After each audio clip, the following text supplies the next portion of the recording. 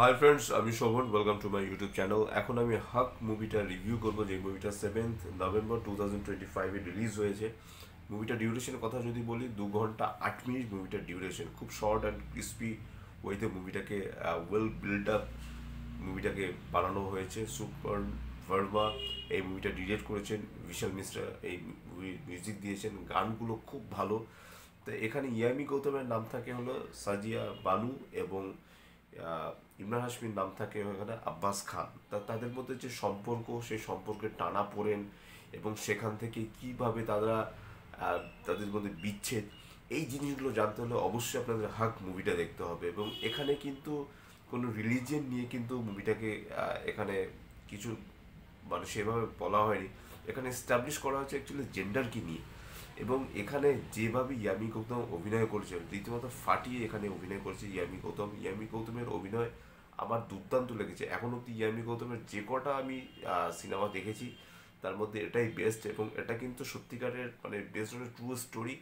75 থেকে 85, 10 বছর ধরে কিন্তু এই কোর্টে কেসটা চলেছিল, যে এই যে 3 তালাক, এই 3 তালাক, এই এই এটা কি কতটা কার্যকরী বা কার্যকরী নয়, বা এটা একটা মহিলার ক্ষেত্রে সেটা কতটা কার্যকরী, বা মুসলিম অ্যাক্ট কি বলছে, বা কোরআনে কি বলছে। এখানে কিন্তু একটা জিনিস খুব ভালো মতো দেখানো হয়েছে যে ইয়ামি গৌতম খুব ভালো মতো কিন্তু কোরআন পড়েছে, কিন্তু ইমরান হাশমি যে ক্যারেক্টারটা, সে কিন্তু কোরআন পড়েনি। সেটা কিন্তু এখানে রীতিমতো জাস্টিফাই হয়ে গেছে। এবং এই যে 10 বছর ধরে যে লড়াই, এই অসম লড়াই, এবং তার 2 ছেলে 1 মেয়ে তাদেরকে নিয়ে যে লড়াইটা করা, এবং ইমরান হাশমি যে আবার যখন সেকেন্ড বিয়ে করে নিয়ে আসে পাকিস্তান থেকে, তার দ্বিতীয় বউকে নিয়ে আসে, সেটাকে মেনে না নেয়া, সেই জিনিসগুলোকে, এবং গানগুলো এত সুন্দর, মানে এত সুন্দরভাবে সিনেমাটা, মানে well build up, well written, স্টোরিটা দুর্দান্ত, স্ক্রিন প্লে খুব সুন্দর। এবং বলিউড যে মানে ভালো মুভি বানায় না, এটা কিন্তু আপনি কিছুতেই মেনে উঠতে পারবেন না।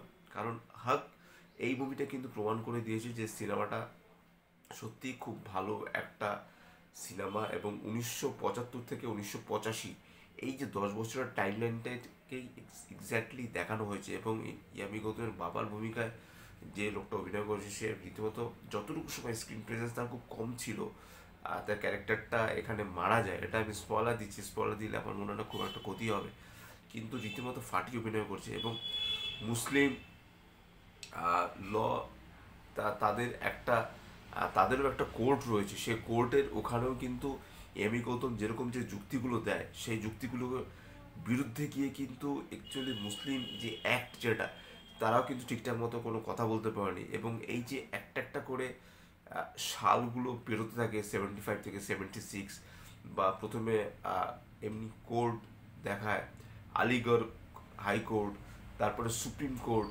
এই জিনিসগুলো একটা সাল থেকে একটা সাল যখন পাল্টাতে থাকে, এবং ইয়ামি গৌতমের বয়সের জন্য আস্তে আস্তে বাড়ছে, এবং ইমরান হাশমির বয়সও আস্তে আস্তে বাড়ছে, সেই জিনিসগুলো না এত সুন্দরভাবে জিনিসটা দেখানো হয়। মানে খুব সাজিয়ে গুছিয়ে সিনেমাটা বানানো হয়েছে। আপনি যদি সিনেমাটা খুব মন দিয়ে না দেখেন, তাহলে কিন্তু অ্যাকচুয়ালি সিনেমার যে কি কথা বলতে চাইছে, প্রত্যেকটা সিনেমারই কিন্তু একটা ভাষা থাকে, একটা বলার একটা ভঙ্গি থাকে, এবং একটা সিনেমার কিন্তু মানে থাকে, সেই সিনেমাটা কিছু একটা বলতে চায়। আলটিমেটলি আপনি সিনেমাটা দেখে কি বুঝলেন বা কি জানলেন, এখানে কিন্তু সেই সিনেমাটাকে খুব সুন্দর ওয়েতে কিন্তু দেখানো হয়েছে। এমন ভাবে সিনেমাটাকে বানানো হয়নি যে সিনেমাটা আপনি দেখে কিছু বুঝতে পারছেন না, বা সিনেমাটা দেখে আপনি আকাশ থেকে বললেন। সিনেমাটা মাস মুভি বা মুভি ক্লাস মুভি, দুটো মুভি, মানে দুটো দর্শককে মাথায় রেখেই সিনেমাটা কিন্তু বানানো হয়েছে। আর সিনেমাটার মধ্যে এমন আহামরি কিছু দেখানো হয়নি যেখানে যে সংখ্যা লঘু যারা, তারা রেগে যাবে, বা সংখ্যা গুরু গুরু যারা, তারা খুব মানে বুক ফুলিয়ে চলবে, সেই ব্যাপারটাকে কিন্তু এখানে দেখানো হয়নি। এখানে কিন্তু দেখানো হয়েছে যেটা এক্স্যাক্টলি ঠিক নয়। এবং আপনি সিনেমাটা শেষ হওয়ার পর বেশ কিছু লাইন্স কিন্তু এখানে তুলে দেওয়া হয়েছে। সেই লাইন্সগুলো 2019 সাল অবধি কিন্তু মানে এক্স্যাক্টলি সেই লাইনগুলো আপনি যদি মন দিয়ে পড়েন, তাহলে দেখতে পাবেন 2019 সাল অবধি কিন্তু 19 সালের যেই অ্যাক্ট রয়েছে, এবং 125 আরটিপিসি যেই অ্যাক্ট 125C বোধহয় অ্যাকচুয়াল যে একটা ল রয়েছে, সেই লটার উপর অ্যাকচুয়ালি মানে তার উপর ভিত্তি করে কিন্তু কেসটা দাঁড়িয়ে, আমি যদি ভুল না বলে থাকি।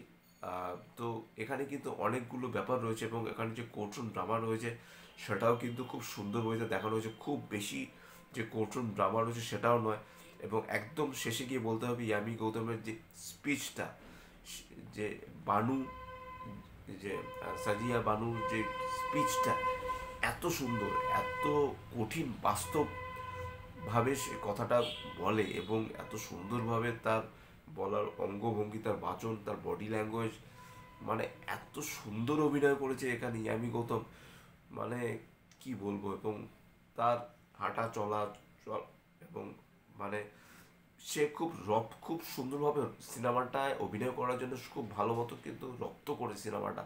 এবং ইমরান হাশমি একজন মুসলিম হয়েও কিন্তু আহ, সে কিন্তু স্ক্রিপ্টটাকে বেছে নিয়েছে। এখানে কোথাও কিন্তু ইমরান হাশমিকে কিন্তু ভিলেন বানানো হয়নি। তার শেড যেটা রয়েছে সেটা আলটিমেটলি একটা একটা একটা গ্রে শেড তার মধ্যে কাজ করেছে, এবং সে কিন্তু খুব সুন্দরভাবে জিনিসটাকে হ্যান্ডেল করেছে। তাকে কিন্তু মানে তার ক্যারেক্টারটাও যদি আপনি দেখেন, সেটাকে কিন্তু ফেলে দেওয়ার মতো না। আপনি কিন্তু কখনোই তাকে, ইমরান হাশমিকে, মানে অন্য অন্য ভিলেনের ক্ষেত্রে হয় না যে সেই ক্যারেক্টারটা দেখলে পরে আপনার সেই ক্যারেক্টারটার উপর খুব রেগে যাবেন, এখানে কিন্তু সেই ব্যাপারটা হয়নি। ইমরান হাশমির উপরেও কিন্তু অন্যরকমভাবে আপনি কোথাও গিয়ে স্মুথলি, মানে সফটভাবে জিনিসটাকে একটু হলেও চিন্তা করবেন যে হ্যাঁ এই জিনিসটা হয়তো বা তার ভুল হয়েছে, বা এই জিনিসটা তার বলা ঠিক হয়নি। আর লাস্টে গিয়ে যে ব্যাপারটা দেখানো হয় যে একটা গোলাপ তার পকেটে রাখা থাকে, সে গোলাপটা সে যখন বলেই দিচ্ছি যে সে যখন কেসটায় হেরে যাওয়ার পর গোলাপটা একদম একটা দেয়ালের একটা কার্নিশে গোলাপটা রেখে সেখান থেকে বেরিয়ে যায়। এবং সাজিয়া বানু সে কিন্তু কারোর সাথে কোনো আহ, সাংবাদিকের সাথে কথা বলে না, এবং তার হয়ে যারা যে উকিল, একটা মহিলা উকিল এবং আরেকটা লোকও তার হয়ে যে লড়ে, তারাও কিন্তু খুব সুন্দরভাবে সাজিয়া বানুকে সহায়তা করেছে। তো যাই হোক, এটাই ছিল আমার হাত মুভি রিভিউ। আপনারা সিনেমাটা হলে গিয়ে দেখুন। খুব একটা লোকজন দেখছে না, কিন্তু আমার মতে প্রত্যেকের কিন্তু, হিন্দু মুসলিম বলে নয়, প্রত্যেকটা রিলিজিয়ানের কিন্তু এই সিনেমাটা দেখা উচিত। এই সিনেমাটা থেকে কিন্তু আপনারা অনেক কিছু শিখতে পারবেন, জানতে পারবেন, বুঝতে পারবেন। এটাই ছিল আমার হাত মুভি রিভিউ। যদি আমার চ্যানেলটা ভালো লাগে থাকে লাইক, শেয়ার, কমেন্ট এবং সাবস্ক্রাইব করতে ভুলবেন না আমার চ্যানেলকে। ইনস্টাগ্রাম লিঙ্ক, ফেসবুকের লিঙ্ক এবং ইউটিউবের লিঙ্ক আমার ডিসক্রিপশন বক্সে দিয়ে দেওয়া রয়েছে। এবং এই সিনেমার গানগুলোও কিন্তু খুব ভালো, বিজিএমও কিন্তু খুব ভালো কাজ করেছে। তার সাথে ডায়লগ তো অসাধারণভাবে ডায়লগসগুলো লেখা হয়েছে। Till the season, tata, love you, bye bye and good night.